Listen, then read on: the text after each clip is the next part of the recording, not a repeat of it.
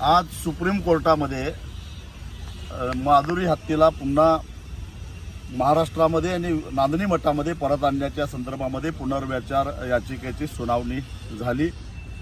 राज्य सरकार, वणतारा आणि नांदणी मठाने संयुक्तपणाने भूमिका मांडली की नांदणी मठानं 7-8 एकर जमीन वणताराच्या देखरेखीखाली माधुरी हत्या आणि इतर हत्यांच्यावर सुद्धा चांगल्या पद्धतीने उपचार करण्यासाठी जागा उपलब्ध करायला तयार आहे। महाराष्ट्र सरकार त्याच्यावर लक्ष ठेवून असेल तेव्हा सुप्रीम कोर्टानं माधुरी हत्येला वणतारामध्ये पाठवण्याचा जो निर्णय दिलेला होता तो बदलून हाय पॉवर कमिटीकडे जाण्याची परवानगी द्यावी आणि हाय पॉवर कमिटीच्या आदेशानुसार माधुरीला पुन्हा नांदणीमध्ये आणण्यासाठी प्रयत्न करावेत, यासाठी ही याचिका दाखल झाली होती। आज सुनावणी झाली आणि सुप्रीम कोर्टानं हाय पॉवर कमिटीनं सगळ्या वस्तुस्थिती समजावून घ्यावी आणि माधुरी हत्येच्या आरोग्याची काळजी करून योग्य तो निर्णय घ्यावा, असा